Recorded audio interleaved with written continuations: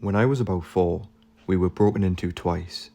The first time, my grandfather and mum had been grocery shopping. We arrived home and unlocked the front door, and one of the bedroom doors up the passageway slammed shut from the change in air pressure.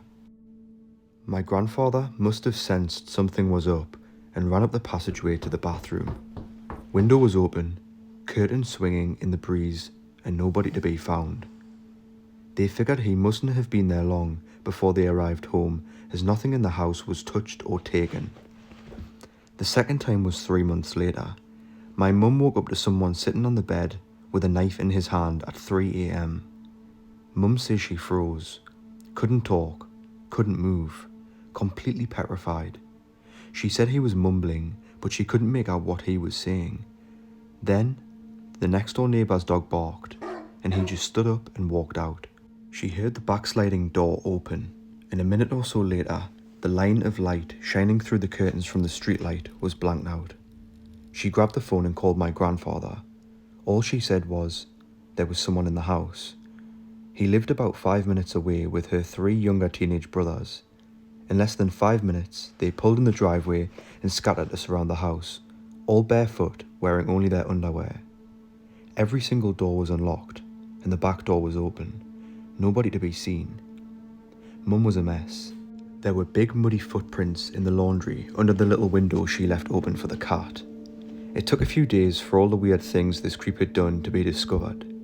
He had shredded a black negligee that was in the laundry basket, fed the cat and poured her a bowl of milk, poured a whiskey in the living room, and added ice and coke to it.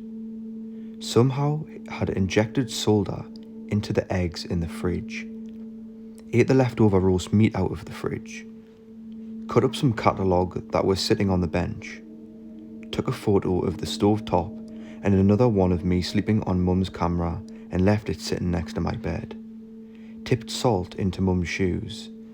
The knife was out of Mum's block in the kitchen and they never found it. Just really weird stuff. The cops came, got plenty of fingerprints, but whoever it was didn't have a record.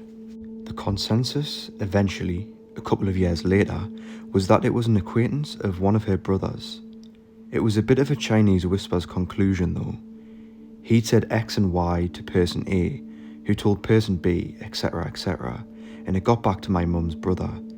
He was eventually locked up on some sort of psychiatric hold for something unrelated, and was never charged with the break-in.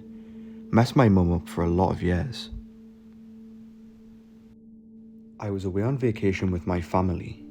I returned to my apartment and the door was open. It was like in a movie, when the main character goes to open the door and realises it's already open. My first thought is, please let this mean that I forgot to lock my door.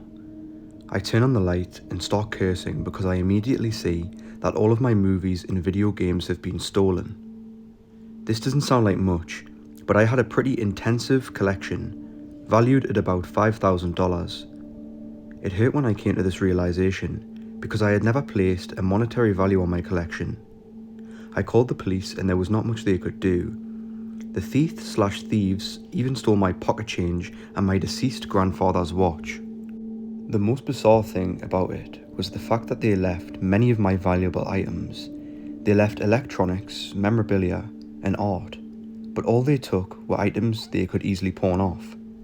A week later, I actually found one of my old games at a GameStop. The receipt with my name on it was still in the case. The experience had a profound impact on me. I sold my Xbox and I haven't played video games since. I just can't justify the money anymore. In the next few months after the incident, I never left valuables in my apartment.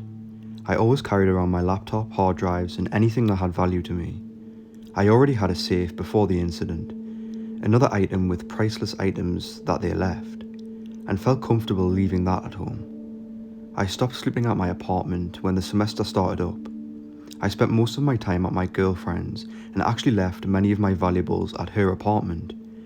What struck me most is how important it is to feel safe in your own home, and how quickly I lost that feeling. My apartment was scary and I felt stripped of my privacy. It took me a while to recover, and moving away from my apartment definitely helped. It is something that I don't think I'll fully recover from, It changed the way I value my possessions. I'm more paranoid about doors, windows, locks, things that I used to take for granted. My dad dated a sketchy woman. Her family was highly involved in the Mexican cartels. Don't ask for specifics because I don't have them. Anyway, before he went to prison, which was related to her, she passed away in his arms after a suspicious auto crash. He lost his sanity. It was my dad, my cousin, and my 17-year-old self living in our apartment. After she passed, her sister started spending a lot of time around the apartment. Nothing good to be said about that. She went a bit loopy, stole some of our belongings, including my most prized earthly possession at the time, a PlayStation Portable. Dad goes to prison, leaving just my slightly older cousin and me living in the apartment.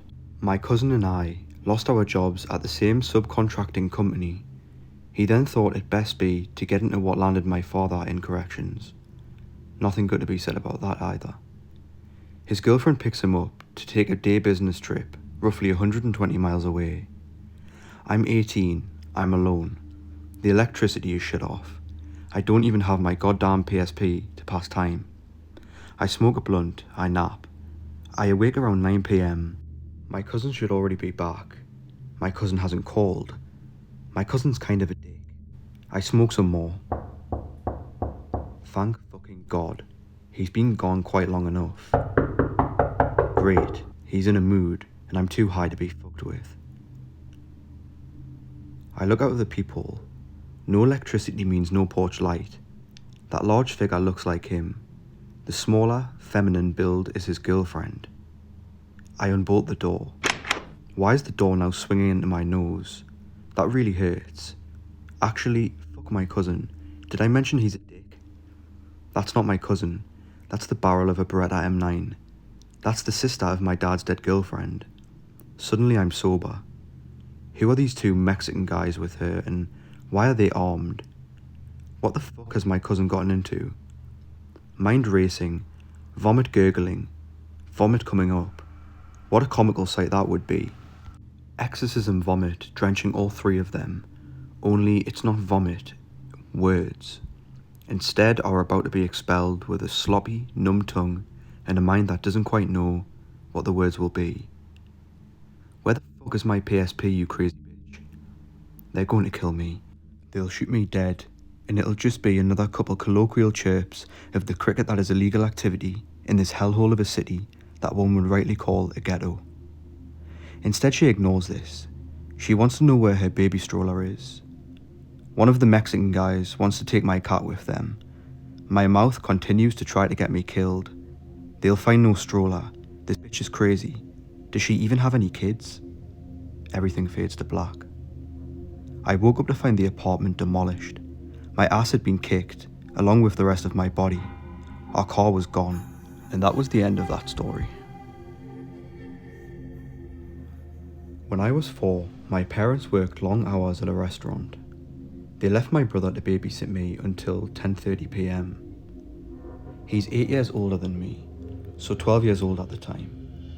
Every night, when my parents come home, they'll ring the bell and I'll run to greet them at the door with my brother. One day the bell rings, and when I open the door, instead of my parents, it's 4 guys standing there. Apparently they had been watching the house and knew the routine.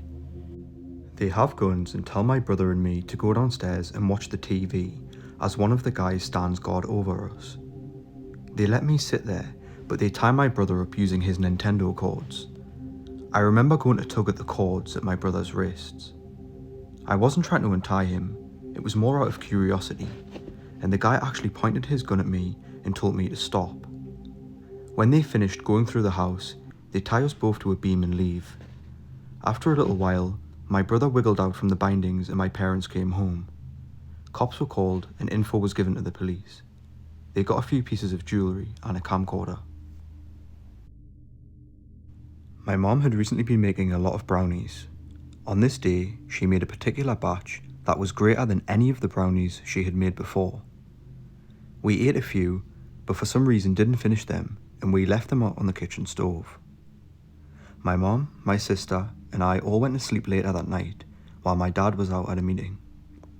My mom, knowing my dad would be home in just a few minutes, didn't think she needed to lock the doors before she went to sleep. Now we're all sleeping and my dad pulls into the driveway. The first thing he notices is that our garage door is open and his bike is standing outside. Then he turns and looks into the house. Standing in our kitchen is a man. My dad doesn't realise what's going on. At first, he assumes that one of his friends has come over, wanted to borrow his bike, but was waiting for him to come home so he could ask him. Then the man inside our house sprints out the back door. My dad starts to chase him but stops. He knows we're inside and he wants to make sure we're okay. So now we're all gathered downstairs and we notice something. The intruder walked into our house and the first thing he would have seen is the kitchen table. On the kitchen table were 3 wallets, all untouched. Then we look over and see the plate of brownies completely destroyed. The man who had broken into our house skipped over our valuables and went straight for the brownies. At the time, I was more disappointed by the fact we didn't get to finish them than scared that we had kind of been robbed. Obviously my mom and dad were pretty freaked out and they bought an alarm system for the house. And my dad didn't sleep for a few days, but other than that, the only thing we lost were some brownies.